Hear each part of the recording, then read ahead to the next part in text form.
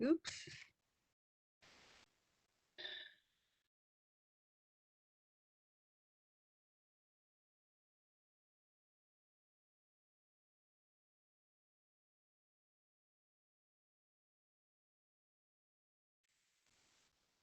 Jill, we're live. Thank you, Janet. Welcome, Gail. Hi. The meeting will now come to order. Welcome to the November 22nd, 2021 special meeting of the regular meeting of the West Hartford Library Board. My name is Jill Spear and I'm chair of the West Hartford Library Board. This meeting is being conducted in a virtual format in accordance with the Freedom of Information Act as amended by Public Act 21-2, which authorizes municipalities to conduct public meetings virtually. Members of the public can view the meeting live on West Hartford Community Television at www.whctv.org and www.youtube/WHCTV5. This meeting is being recorded for on-demand viewing and it will be available on the town's website for at least 45 days. Since we are conducting this meeting in a virtual format, there are some special rules and procedures that we will now need to cover before we begin the regular meeting. First, ask all participants to mute their device, and when you're not speaking. If you wish to be recognized, please raise your hand and I'll call on you in the order I see hands raised. If you're participating by audio only, which it appears no one is this evening, but in case that happens and I do not call on you and the debate is ending, then unmute your phone and let me know so I can recognize you. Second, all speakers must make a good faith effort to state the person's name and title at the outset of each occasion that person participates in the meeting. Third, all votes must be taken by roll call unless the vote is unanimous. Fourth, a reminder that if any participant has a problem with connectivity, you should immediately call Janet Valensis, whose phone number you were provided earlier. Janet will let me know and I'll recess the meeting while the problem is resolved. If it cannot be resolved, we will quickly ask you to call into the meeting using a phone and participate via audio only. We'll now proceed to call the roll and I have muted you all, just so you know. So when you speak, you will have to unmute yourself. And I ask that you remute yourself once you're done speaking. Thank you. Thank you, Janet. Kim Cohen. Kim Cohen, Library Board Member, present. Gail Crockett.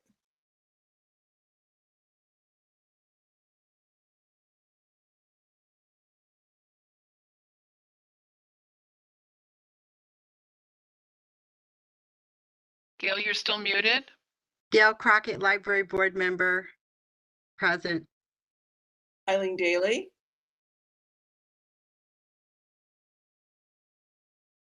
Eileen Daly, Library Board Member, present. Natalia Menjivar. Let the minutes show that Natalia is not present. Jill Spear, Library Board Chair, present. Note that also present is Acting Director Carol Waxman, Office Operations Specialist Janice Valensis. Thank you.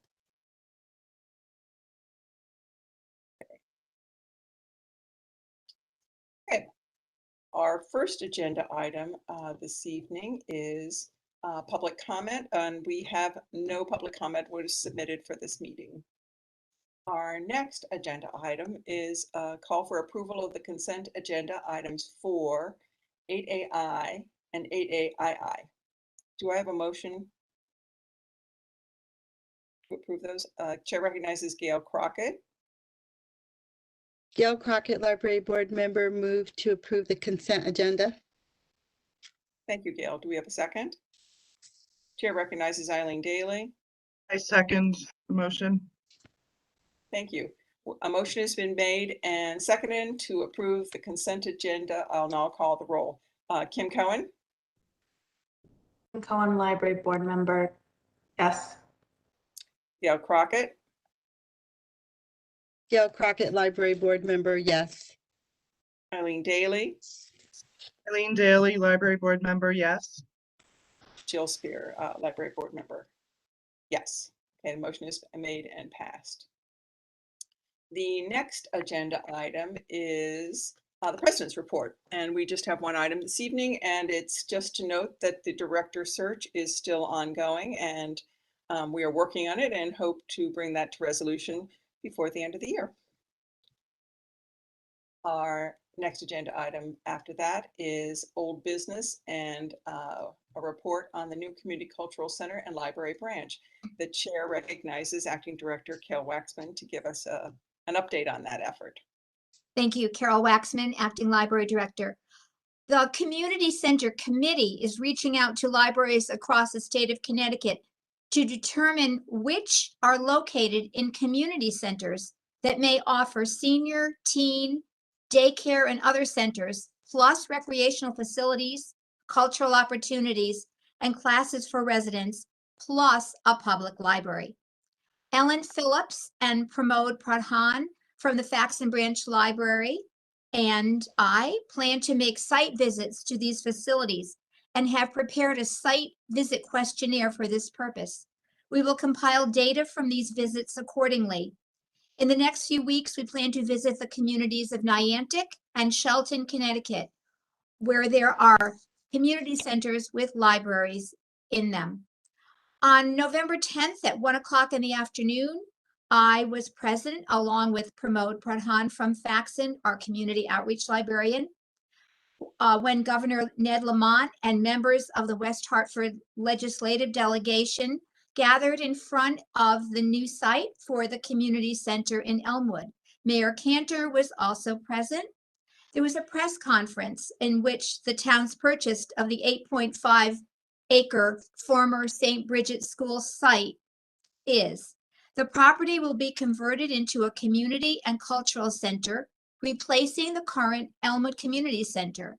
The new facility will allow the town to enhance and expand the services and programs it offers to children, teens, seniors, and our diverse community. The town finalized the purchase in September following a vote of the West Hartford Town Council that authorized the purchase. The town has included $6 million in its capital improvement program over the next 2 fiscal years for the project. The state of Connecticut will reimburse the town for the project at a rate of 75%. The town will contribute a total of $810,000 in municipal general obligation bonds. A request for proposals, or RFPs, is being prepared for a functional program development and facility feasibility study for the new Elmwood Community Center. The submission date for the RFPs is December 15th. A request has been sent to the Library Board, Park and Recreation Advisory Board, Pedestrian and Bicycle Safety Commission, and the Mayor's Youth Council for 1 representative and 1 alternate to serve on the advisory committee to allow town staff, leadership, stakeholders, and residents to all work together to ensure that design and plan functions of the new facility align with the strategic vision of the town and leads to solutions that address the specific needs of the community. And that concludes the community center update. Thank you.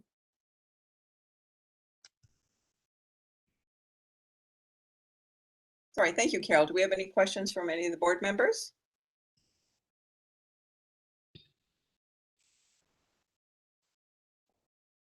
Okay, seeing no questions, we'll move on. We have no new business this evening, and we'll move on to the director's report of the current monthly briefing. The chair recognizes acting library director Carol Waxman. Thank you, Carol Waxman, Acting Library Director. The library continues to follow the mask mandate of the West Hartford Public Schools. All persons over the age of 2 visiting our buildings are required to wear a mask. The Library Reopening Committee has met to discuss future programming in light of the pandemic protocol. Children's programming has all moved inside because of the weather, with small numbers in all classes. Teen and adult programming will offer a hybrid model starting in January, in which participants can have a choice of whether to attend in person or live stream the program at home. Progress is being made in the Tech Lab, which will soon have a new name other than Tech Lab, but to be continued. Additional staff has been hired to work. We're still awaiting some equipment, and we hope to open right after the first of the year. Interior painting is complete, and a portable soundproof recording booth has been received. We are waiting for our new furniture, which includes a media table for small group collaboration and several tables on locking casters that can be moved and reconfigured to accommodate a variety of activities. We hope to open the lab a minimum of 21 hours per week, staffed by our own computer technicians who have particular interest in audiovisual technologies, as well as new staff hired to work as teen monitors who have expressed interest in working also in the Tech Lab. Jen Evans, Executive Director of WHCI, West Hartford Community Interactive, has asked us if she can collaborate on programming with our Tech Lab, as well as having some of her staff help patrons in our Tech Lab. So we're very excited about that. The smart lockers.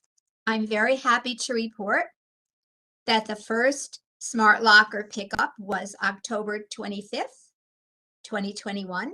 Since that time, there have been 50 total pickups, with 33 residents using the service so far. So some residents have used it a few times. About 55% of the locker pickups are occurring when the library is closed to the public. We have 21 lockers, and our highest percentage of the lockers used at one time has been 73% of the lockers. The average pickup time is 58 hours since the item was placed in the locker. So people are not picking up their items. They're coming fast to pick them up. There have been many in-person inquiries and phone calls asking about the lockers. We have only done a very soft opening and minimal publicity so far. We wanted to make sure that the lockers worked well without any problems at all, and I'm happy to report that they have.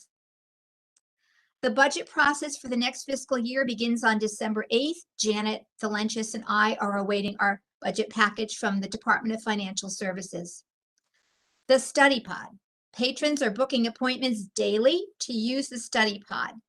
In the last few weeks, there have been 29 appointments made to use the pod. There is one table, 4 chairs, and 3 power outlets in the pod.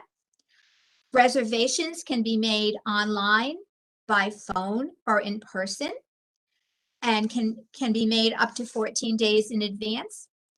Patrons must be at least 14 years old to reserve the study pod, but anyone under the age of 12 can use the pod when accompanied by an adult at least 18 years old.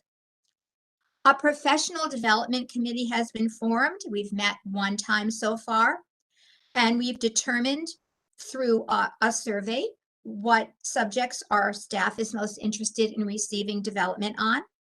And we have shown that they would like instruction in offering excellent customer service, building and personal security, and new technologies and services for adults.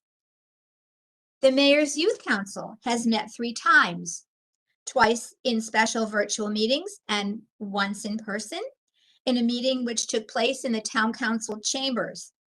The teens have had guest speakers that include Mayor Cantor and Donald Reeder, who was president of the original West Hartford Youth Council in the 60s, as well as Judy Wyman Kelly, Tracy Wilson, and Liz Devine from the Witness Stones Project. They were interviewed by Tracy Weiss of the WeHa News, and an article appeared about the Mayor's Youth Council. Their action projects for the year include mental health action and awareness, an international diversity night, and social events planned. A new art committee has been established with circulation supervisor Anne Marie Salerno as chair. We have also hired 2 local artists to curate 6 art projects this year. The photography contest has ended. There were 87 entries, 3 winners in the categories of West Hartford People, landmarks, and landscapes. Stay tuned for copies of the winning photos to be displayed inside of the Noah Webster Library, and many pieces of photography will be displayed on lampposts in West Hartford Center. Unfortunately, a car hit the book drop in the Faxon Branch parking lot and did considerable damage. The book drop is a total loss. The town is pursuing an insurance claim to replace the book drop. We do not know what happened, except that a car hit it. The 5 parking spaces for patrons to use for curbside service in front of the Noah Webster Library have now been replaced with 3 signs that indicate that 10-minute parking is available for patrons to use the library. Unfortunately, it was found that the public were using those 5 parking spaces for long-term parking without pay to go to dinner, movies, and so forth. So we've switched it. We have hired Leslie Sano, a professional graphic artist and a West Hartford resident, as a part-time program and publicity library specialist. And we've hired additional teen monitors and tech lab technicians. All full-time staff attended a diversity, equity, and inclusion training session offered by the town of West Hartford in a 2-part, 3 hours each session series led by Kenya Rutland of KJR Consulting. And that is a brief report for this evening. Thank you.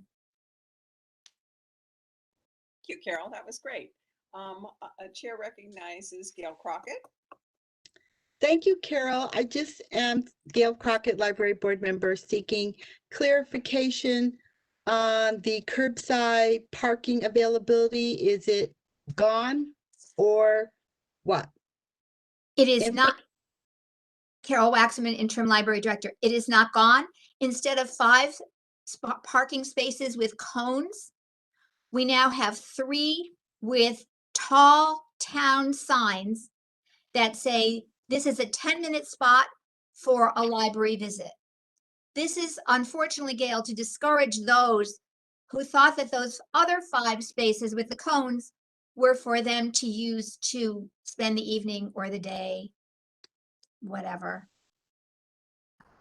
But No, we hope that those 3 parking spaces with the signs will suffice. We can always change it if people say if more than 3 people come and we need to change it, the parking authority is very amenable to doing anything that we ask them. Gail Crockett, Library Board Member, would that possibly include ticketing people? I mean, having somebody monitor the spots and then, like they do the meters. From what I've been told, Gail, they do monitor those, but they have 10 minutes. They give them another 15 grace Wow. period. That's like a secret. Like meeting here. Sort of. They would try not to ticket. Hopefully things will work out. Thank you. Okay. Thank you, Carol. I'm one of those people that love the curbside, so I run in and out all the time. Okay, the chair recognizes Eileen Daly. Eileen, I think you're still on. Here I am. Eileen Daly, Library Board Member. Carol, I just wanted to say I saw someone at Bishop's Corner using the smart locker, and she was there. She went up, opened it up, went back to her car. She had 2 kids in the car. She handed them a book each, and it was so quick. And I stopped and I said, "Hey, how do you like it?" And she says, "I love it. I don't have to go in, just like you planned. And I come at night sometimes, and it's just made me happy." I could not be Happy happier than to to hear get this, out or- Eileen. Thank you for that comment. Yeah, I meant to email or something. I kept forgetting. So here we are. I'm glad it's working. I'm Cohen Library Board Member. I sent my husband and toddler in my name to pick something up on Sunday, which was great because Saturday mornings I see you almost every Saturday, but has been our library time and just didn't work out this weekend. So it was fabulous to be able to pick it up then. And, you know, like you just said, Eileen, just the logistics are easier. Sometimes you want an in-person trip, sometimes you can't swing it. So I thought it was great. Thank you so much for that, Kim and Eileen and Gail. Thank you. Carol, can you tell us a little bit more about the pod usage so far? Yes, the pod has been used 29 people have reserved it. I guess it's maybe 2 weeks. I'm sorry, I neglected to get the exact date. I mean, it was sitting there empty for a bit. So without the table and chairs. So 29 appointments within the past few weeks. And you can use it for 2 hours. So that's what, between 10 and 5 or 10 and 8, Yeah. 5 or 6 times during the day. People love it. I pass by and I see one person sitting in there working, or I've seen 4 people sitting in there working. I've asked Andrew Pirro to take some photos over the next few weeks so that we can so I can share those with you and you can view that also. It's magical because it's an impressive structure. And it functions so well that you don't hear when you're in there. You can see if you want, or you can just turn your back and not see anything. And it's just quiet. Yet if you want, you look out and you see people and hustle bustle. You're in a busy place, but you're alone. So we're grateful because it was costly, and most of the money came from the American Rescue Plan Act for Libraries, and the rest from the foundation. We're very grateful. So I'm very, very pleased to tell you that the smart lockers and the study pod are working beautifully, and I expect that the tech lab will also. It's just much more complicated to get up and running. Carol, refresh my memory, both of those, the smart lockers and the study pods, the extra money for the study pods that we were missing from the rescue plan, those were all Kilfoyle funded, right? Yes, that is correct.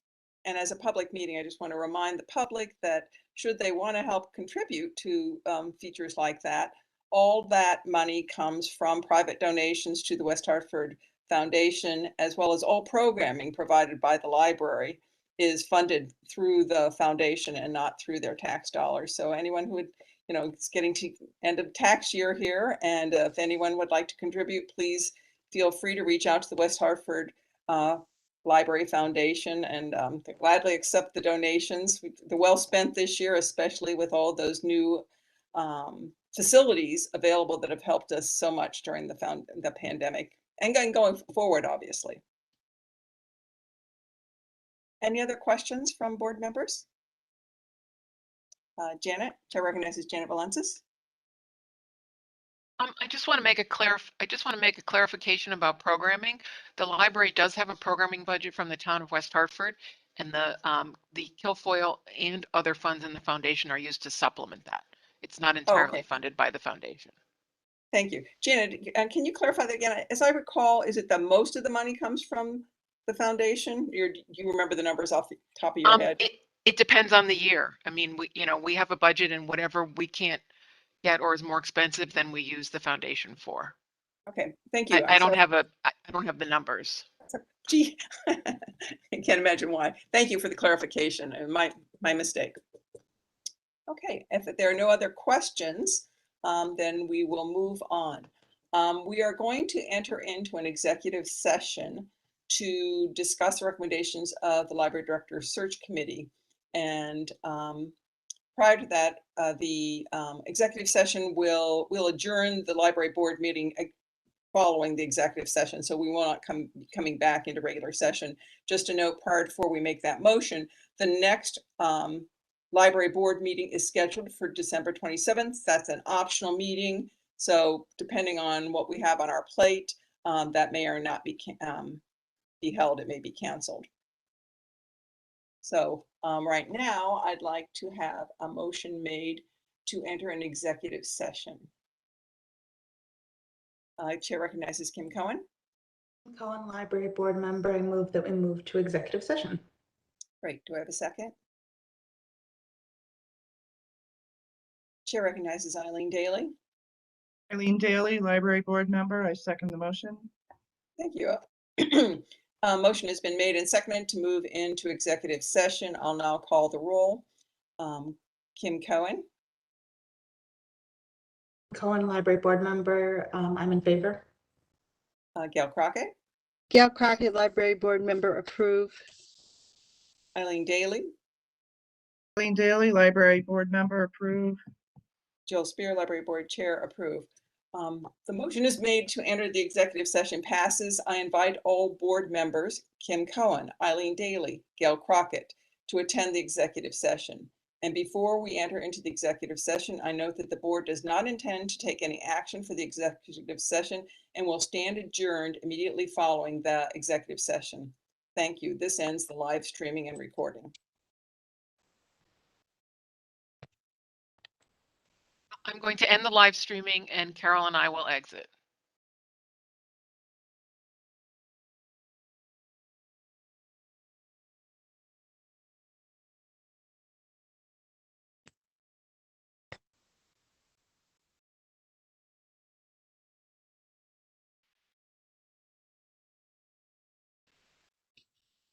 Jenna, just let us